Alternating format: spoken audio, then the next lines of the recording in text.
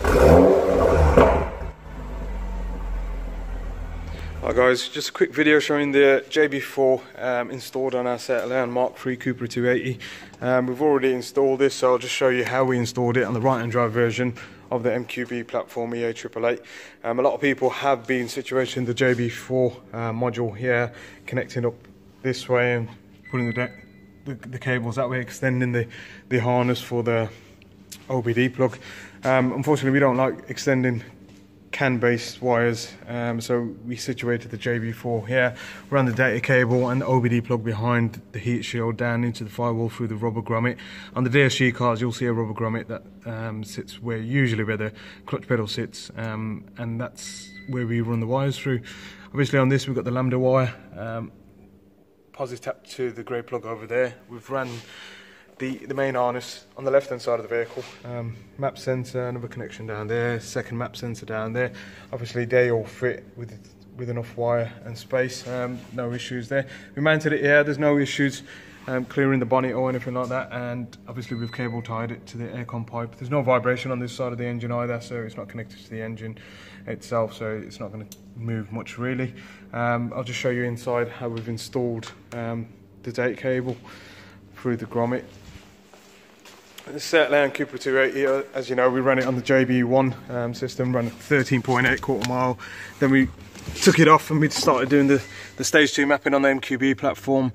We ran a 12.89 without DSG mapping, but now obviously the DSG box is mapped for increased torque and clamp pressure as well, so it'll be interesting to see what we get. The reason for this JB4 install on this vehicle is just to stack up the kind of the boost pressure that we've already set, which is about 1.7 to 1.75 bar on this stage 2 plus. Obviously it's running a forged front mount intercooler, turbo back exhaust 3-inch and a pipe across intake.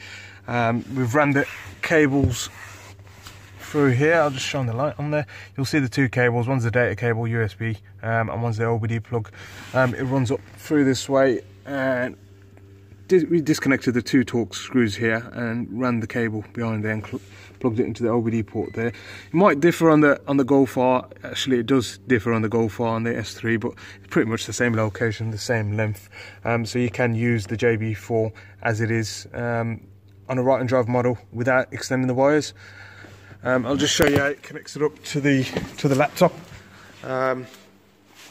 We've had it connected up for some while, but obviously when you first connect these USB cables up to the PC, it's got to add the drivers and install the drivers, etc. And it'll allocate a COM port, a communication port, for that USB driver. So I mean, if we go on here on this vehicle, it is actually COM port 9 which we've entered here.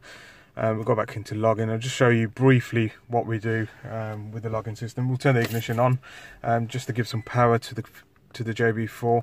File connect, and you'll see in the top left it says connected.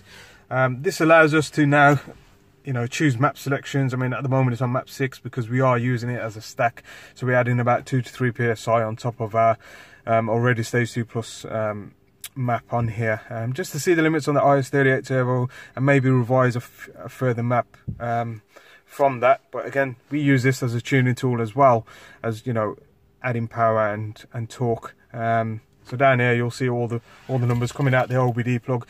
Obviously the OBD plug's connected on the JB4, whereas on the JB1 it wasn't, so we've got a lot of raw data that we can use on data logging. I mean, if I go into Pro View, which is what we tend to use, you got your boost pressure, pedal, angle, PWM, you got your high pressure fuel pump, you got your average ignition as well. So I mean, all this kind of gives us enough data to kind of build up a custom map 6.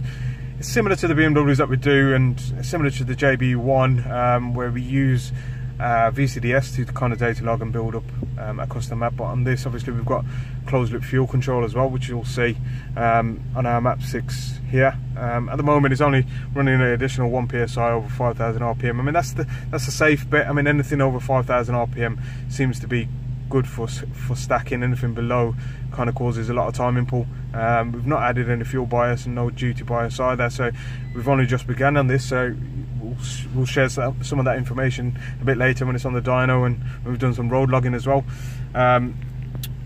typically, I mean, there's two firmwares out for this at the moment. This is loaded with the latest one. As you can see, it comes up with the VIN number, and I'll just show you the login again.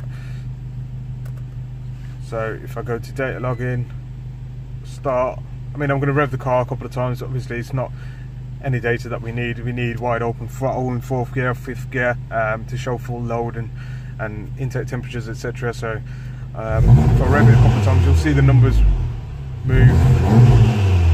Obviously the key to all direct injection vehicles is that AFR number there when we're adding boost, so we'll keep an eye on that, and obviously the timing pull as well. But if I go to stop login, you'll see the data that is kind of compiled based upon me just revving it static. So a bit more on that a bit later on in the year. Obviously we'll be at Sanctified, we'll try and, you know, see what we can achieve based upon the 12.89 we did with full load, basically full interior, and Michelin Pilot Super Sports. So we're going to run the same tyres, maybe run some radials, and see what times we can get on the stock highest 38 turbo. It has already impressed us. The front differential electronically controlled on this, so it runs really good. Obviously it is a bit different to the Quattro and the, you know, the 4-wheel drive versions of the S3 and the Golf R, but it's the same engine, the same turbo, so any kind of things we learn in this platform carries out throughout the whole range. So, and that's the reason for doing it, basically. So if that's been of help to you, we'll catch you soon. Thanks for watching.